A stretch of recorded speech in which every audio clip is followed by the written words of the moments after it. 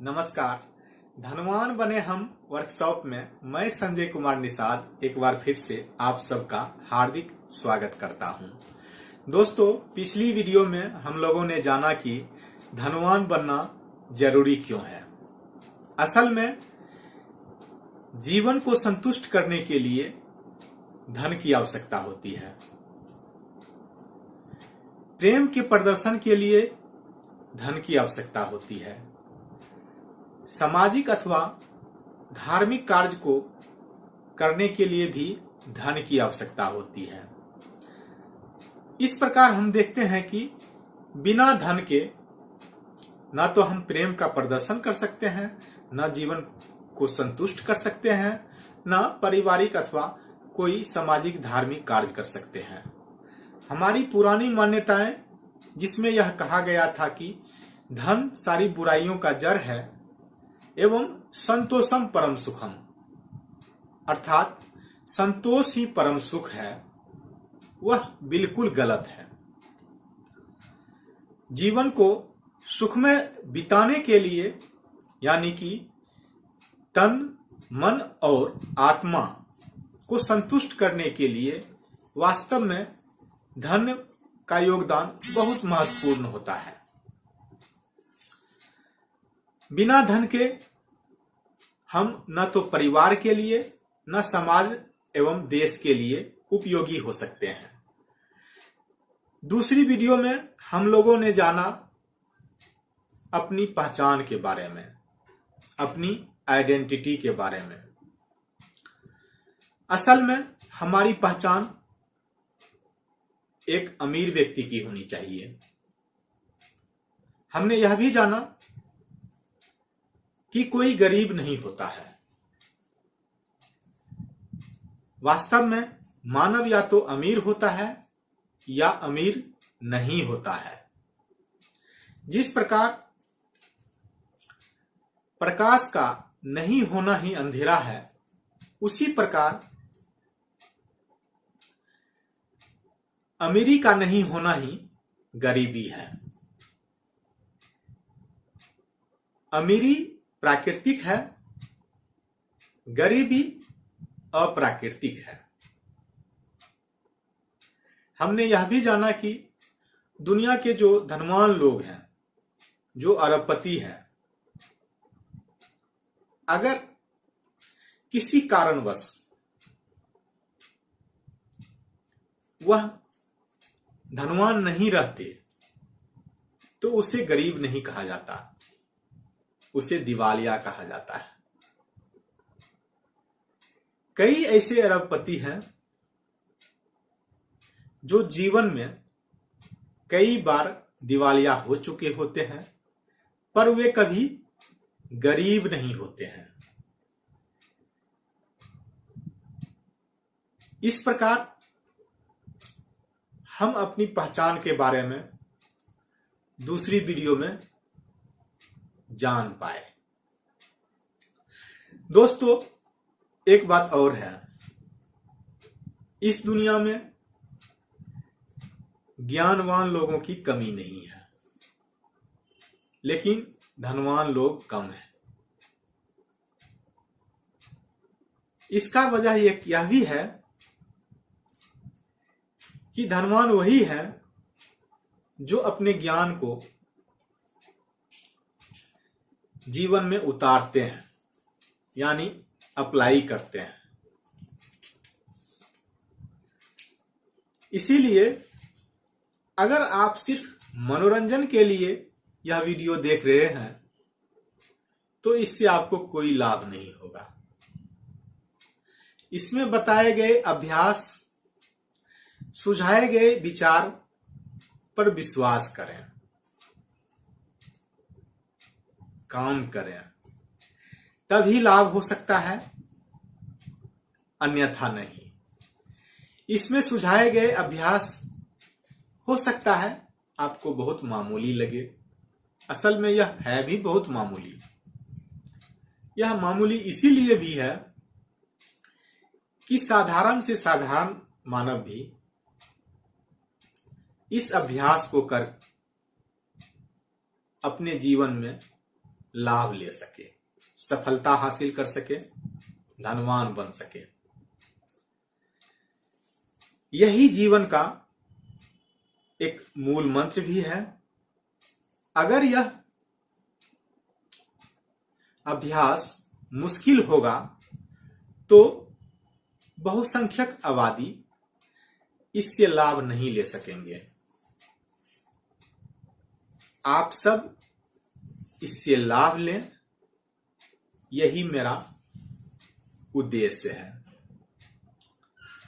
मेरी सफलता सिर्फ इसी में है कि आप इस वीडियो से, इस वर्कशॉप से सिर्फ प्रेरित ना हो, यानी कि सिर्फ मोटिवेटेड ना हो, बल्कि अभ्यास कर तत्काल इससे लाभ लें। तो दोस्तों, आज फिर शुरू करते हैं धनवान बने हम वर्कशॉप की अगली वीडियो, जिसमें हम जानेंगे कि एक मानव के रूप में इस ब्रह्मांड में हमारा क्या अधिकार है,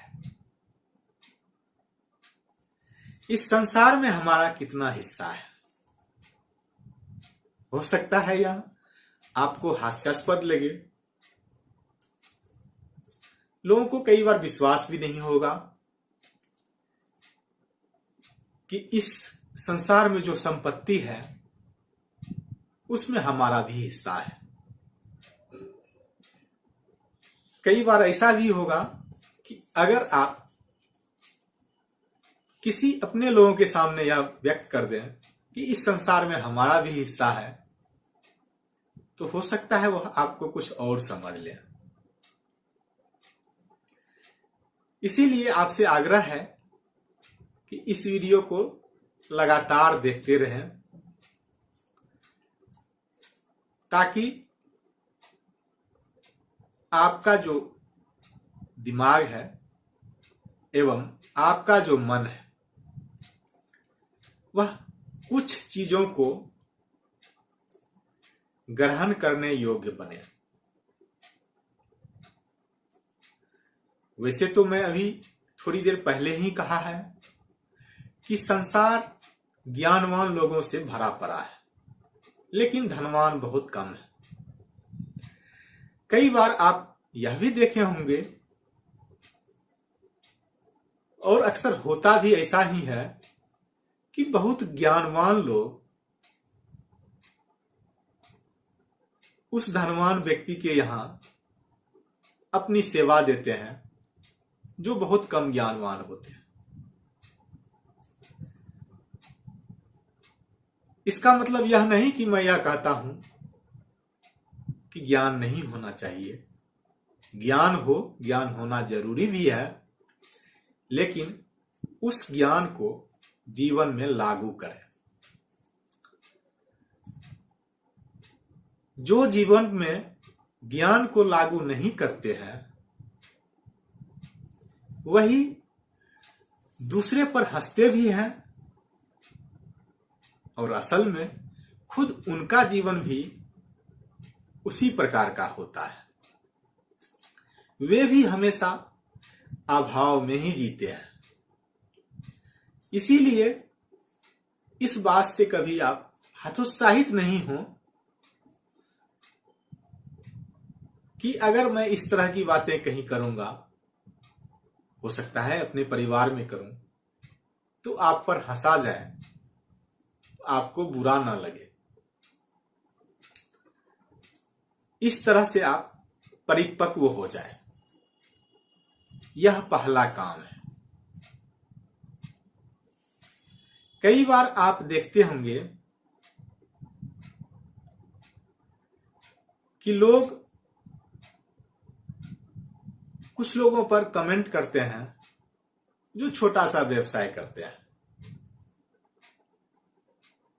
लेकिन आज देखें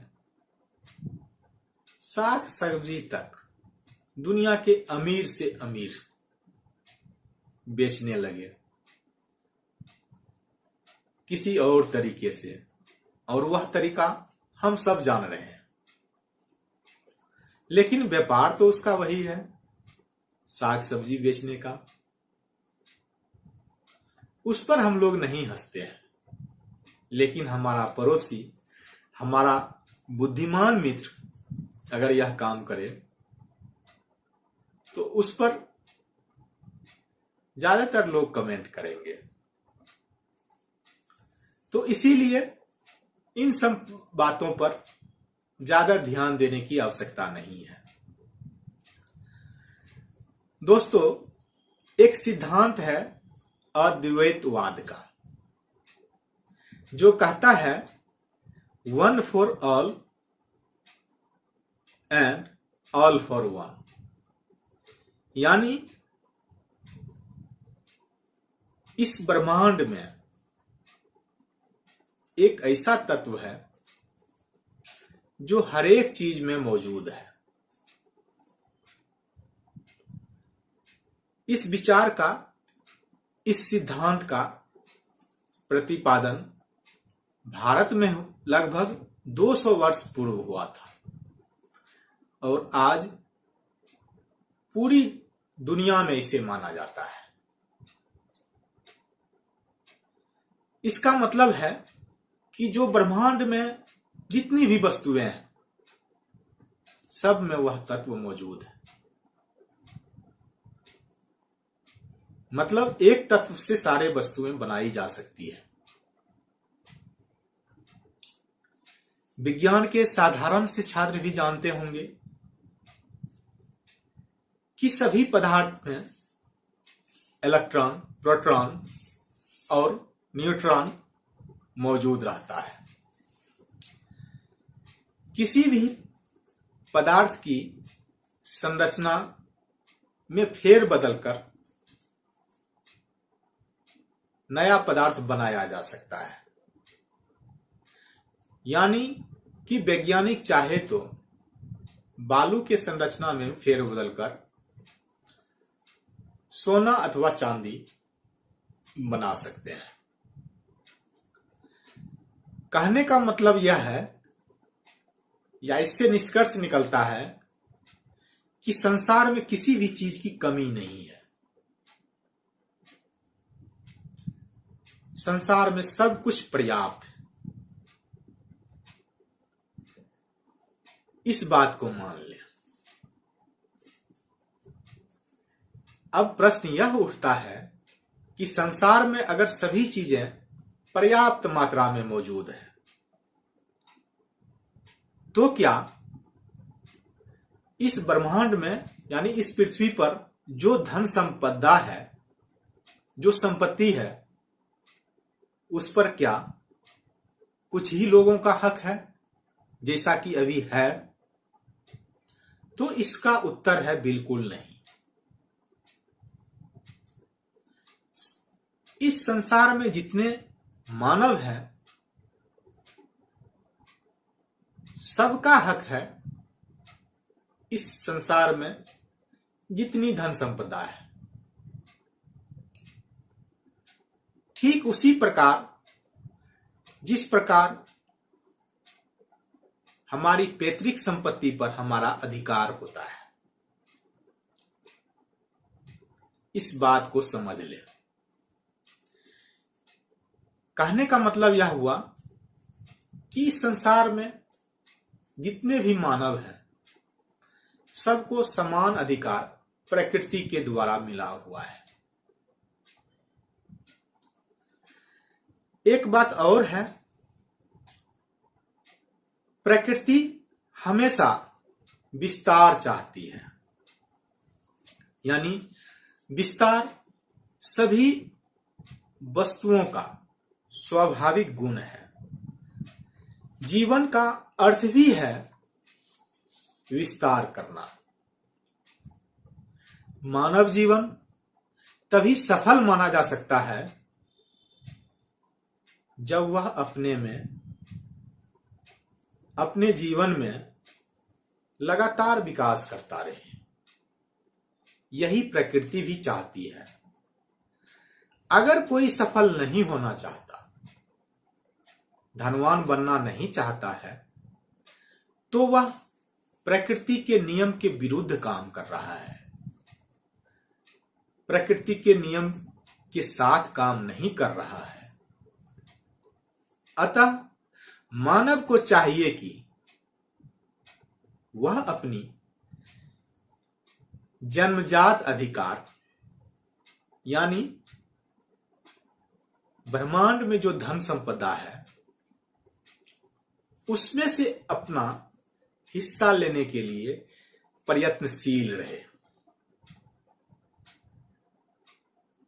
फिर आपको ऐसा भी लगेगा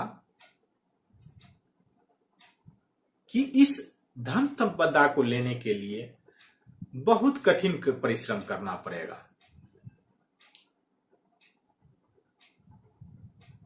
बहुत ज्ञानवान होने की आवश्यकता है, जबकि ऐसा कुछ भी नहीं है। बहुत कठिन परिश्रम करने की आवश्यकता नहीं है। हाँ, लेकिन कुछ प्राकृतिक नियम है जिसका पालन करना बहुत जरूरी है। उसका पालन किए बगैर आप अपना हिस्सा इस संसार से नहीं ले सकते, यानी कि आप धनवान नहीं बन सकते। धनवान बनने के लिए यह जरूरी है कि आप प्राकृतिक नियमों को जानें और उस पर विश्वास करें और अपने जीवन में लागू भी करें। तो दोस्तों, हम यह अब जानेंगे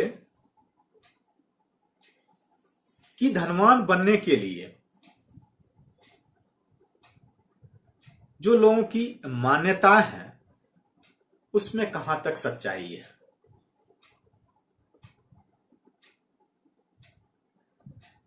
ज्यादातर लोगों का मानना है,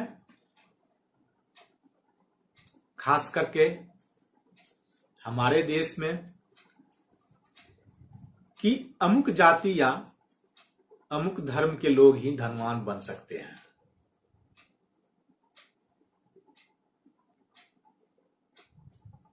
कुछ धार्मिक उपदेशक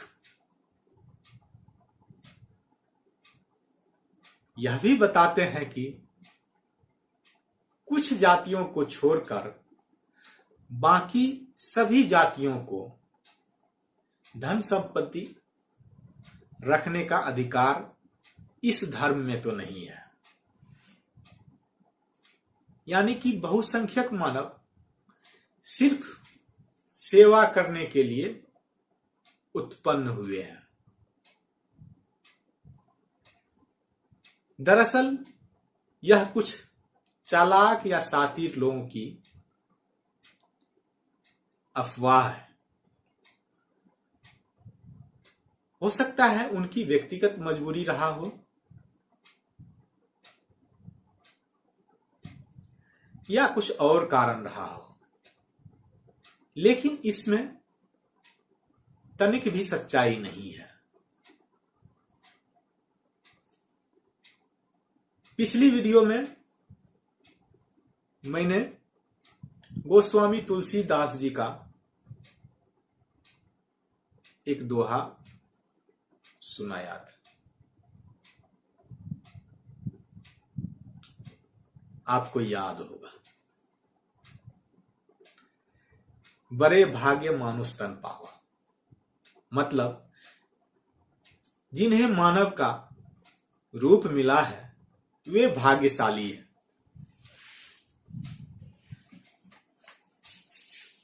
मतलब इस पृथ्वी पर मनुष्य के रूप में जन्म लेने वाले सभी लोग समान हैं। अद्वैतवाद का सिद्धांत भी यही कहता है। तो सिर्फ कुछ खास लोगों के लिए इस पृथ्वी पर धन संपदा कैसे हो सकता है?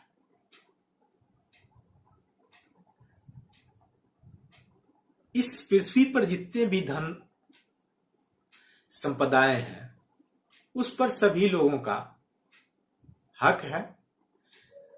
इसका मतलब यह हुआ कि किसी भी जाति या धर्म के लोग, चाहे वो स्त्री हो या पुरुष हो, धनवान बन सकते हैं।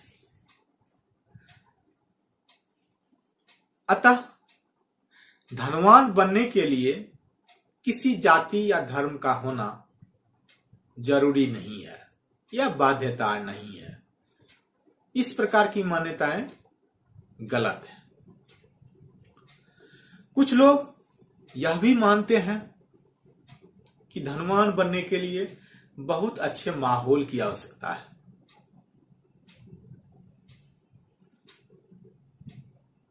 आप देखे होंगे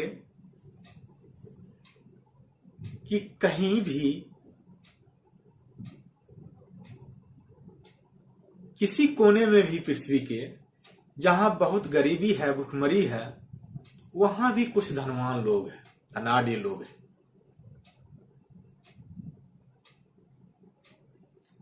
इसका मतलब यह हुआ कि माहौल का कोई असर नहीं पड़ता है धनवान बनने के लिए। माहौल का होना जरूरी नहीं है, यह मान्यता भी गलत है। कुछ लोगों की यह भी शिकायत होती है कि कम पढ़े लिखे लोग धनवान नहीं बन सकते। यह मान्यता है, इसीलिए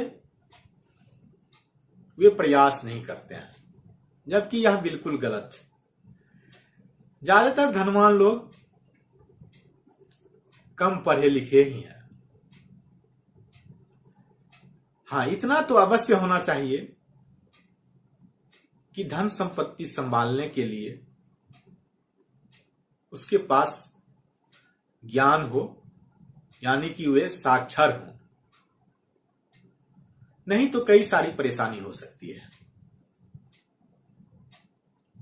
लेकिन बहुत ज्ञानवान, उच्च शिक्षित होना जरूरी नहीं है। तो यह मान्यता भी सही नहीं है कि धनवान बनने के लिए उच्च शिक्षित होना जरूरी है। एक कहावत आप सब जरूर सुने होंगे, धन कमाने से नहीं, धन बचाने से लोग अमीर होते हैं। और ज्यादातर लोग इसका मतलब निकालते हैं कि कंजूसी से जीवन व्यतीत किया जाए तब अमीर हो सकेंगे, यानी कि तब धन इकट्ठा कर सकेंगे। अक्सर देखा गया है धनवान लोग मुक्त हस्तों से, यानी दोनों हाथों से खर्च करते हैं। तो यह मान्यता भी सही नहीं है कि कंजूसी पूर्वक जीवन बिताने से धनवान बना जा सकता है। असल में धनवान बनना ही इसीलिए है कि जीवन के 3 भागों को, यानी तन, मन और आत्मा को संतुष्ट किया जा सके। और पहली वीडियो में हम लोग यह जाना भी है कि बिना धनवान बने, यानी कि बिना पैसे खर्च किए, इस तीनों को संतुष्ट नहीं किया जा सकता है। तो यह मान्यता भी सही नहीं है कि कंजूसी पूर्वक जीवन व्यतीत करने से धनवान बना जा सकता है। कुछ लोगों का यह भी कहना है कि कठिन परिश्रम करने से धनवान बना जा सकता है। हालांकि कठिन परिश्रम बहुत लोग करते हुए दिख जाएंगे आपको, लेकिन वे कभी धनवान नहीं बनते। इसका मतलब यह हुआ कि धनवान बनने के लिए कठिन परिश्रम की आवश्यकता नहीं है। हो सकता है किसी व्यक्ति को शुरुआती दौर में मेहनत करने की आवश्यकता पड़े, लेकिन एक स्तर तक पहुंचने के बाद उसे कम से कम काम करने की उपाय ढूंढना होगा। मतलब उसके लिए कोई और काम करे, चाहे वो मशीन हो या मानव, तभी धनवान बना जा सकता है। तो यह सही नहीं है कि धनवान बनने के लिए कठिन परिश्रम करने की आवश्यकता है, उसके लिए मजबूत बलिष्ठ शरीर होने की आवश्यकता है। कमजोर शरीर वाले भी धनवान बन सकते हैं, यहां तक कि दिव्यांग भी धनवान बन सकते हैं। धनवान बनने के लिए कठिन परिश्रम करने की आवश्यकता नहीं है, अतः यह मान्यता भी सही नहीं है। कुछ लोगों का यह भी मानना है और कुछ लोगों की शिकायत भी रहती है कि वे उचित व्यवसाय में नहीं थे, इसीलिए धनवान नहीं बन सके या बन रहे हैं। अक्सर आप लोग देखे होंगे, एक ही तरह के दो व्यवसाय करने वाले एक ही जगह व्यवसाय करने वाले,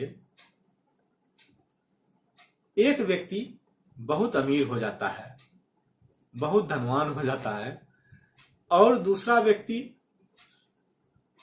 सामान्य जीवन बिता रहा होता है।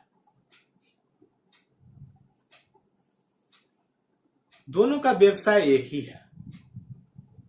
तो इसका मतलब है कि धनवान बनने के लिए उचित व्यवसाय का होना जरूरी नहीं है। हाँ, यह जरूरी है कि समय और आस्थान के अनुसार अपना व्यवसाय चुना जाए।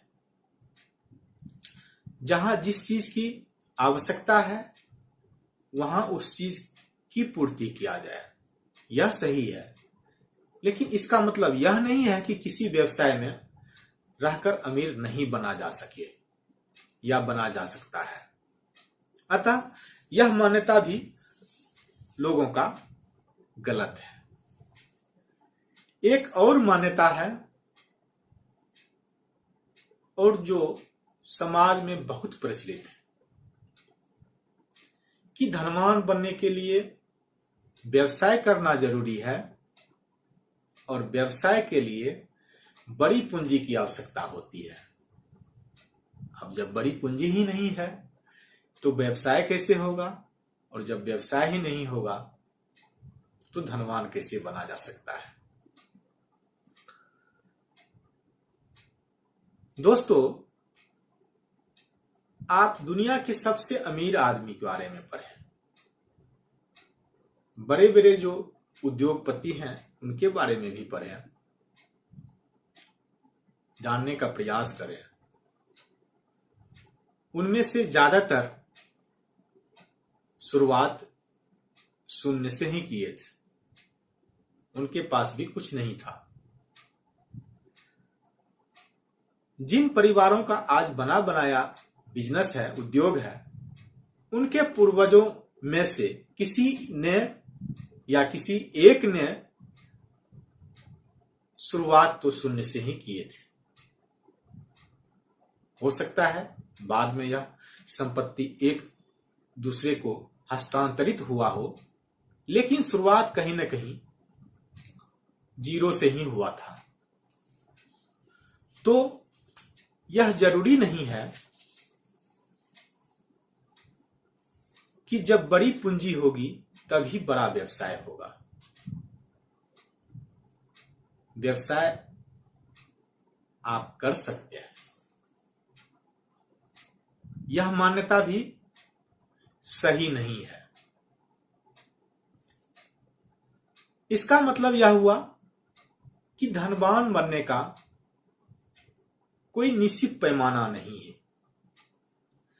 कोई भी कहीं का भी हो, किसी जाति या धर्म के मानने वाले हो, स्त्री हो या पुरुष हो, कमजोर हो या बलवान हो, यहां तक कि शारीरिक रूप से विकलांग व्यक्ति भी धनवान बन सकते हैं।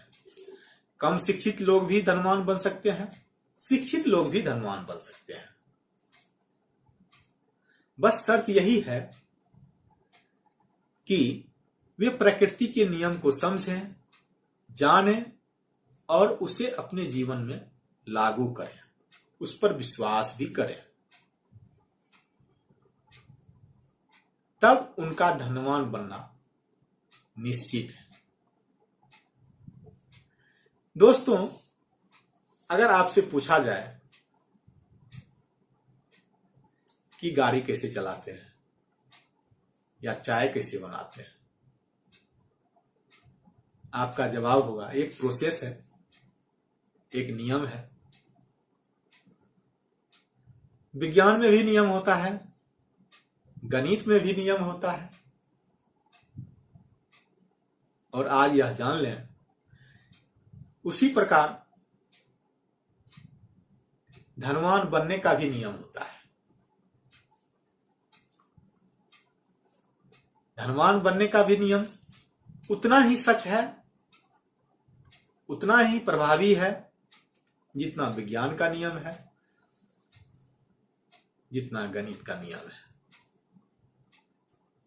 आवश्यकता है कि हम उस नियम को जानें, समझें और विश्वास के साथ अपने जीवन में लागू करें। प्रकृति का नियम कहता है समान कारणों के परिणाम हमेशा समान होते हैं। मतलब उस नियम पर कोई भी चलेंगे तो परिणाम सही होगा, वही होगा जिससे एक व्यक्ति धनवान बने हैं, उसी नियम से बाकी व्यक्ति भी धनवान बन सकते हैं। अगर आपको प्राकृतिक धन संपदा पर अपना अधिकार चाहिए, अपना हिस्सा चाहिए, तो इस प्राकृतिक नियम को जानिए और अपने जीवन में लागू कीजिए। आपका धनवान बनना तय है। ध्यान रहे, सिर्फ आपकी इच्छा धनवान बनने की होगी और उस ओर आप मजबूती से कदम विश्वास के साथ बढ़ाएंगे तो सफलता आपको अवश्य मिलेगी।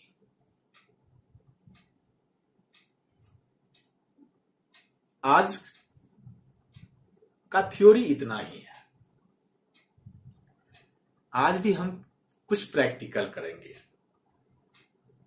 अभ्यास करेंगे। सबसे पहले पिछली वीडियो में जो हमने अभ्यास किया था उसे दोहराएंगे।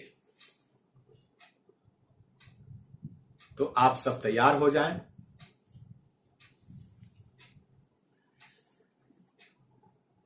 सीधे बैठें, तनकर बैठें।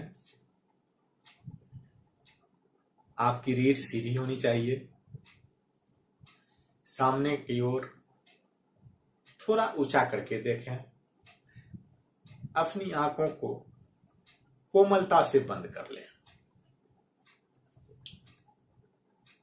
और कल की ही तरह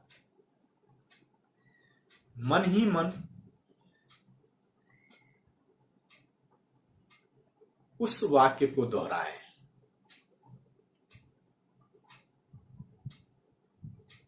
मैं धनवान बन रहा हूं। मैं धनवान बन रहा हूं। I am becoming rich. I am becoming rich. मैं धनवान बन रहा हूं।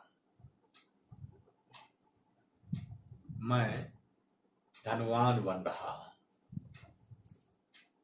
इसके बाद आज का वाक्य है, धनवान बनना मेरा जन्मसिद्ध अधिकार है। धनवान बनना मेरा जन्मसिद्ध अधिकार है।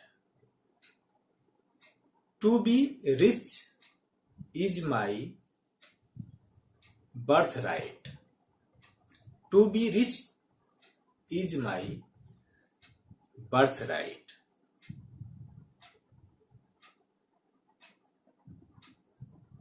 धनवान बनना प्राकृतिक है।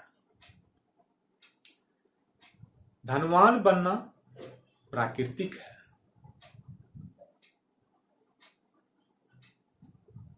To be rich is natural. To be rich is natural.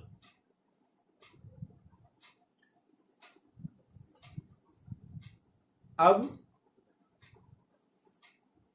दोनों हथेलियों को आपस में रख दें और कल की तरह ही आंख पर रखें और कोमलता से आंख को खोल दें।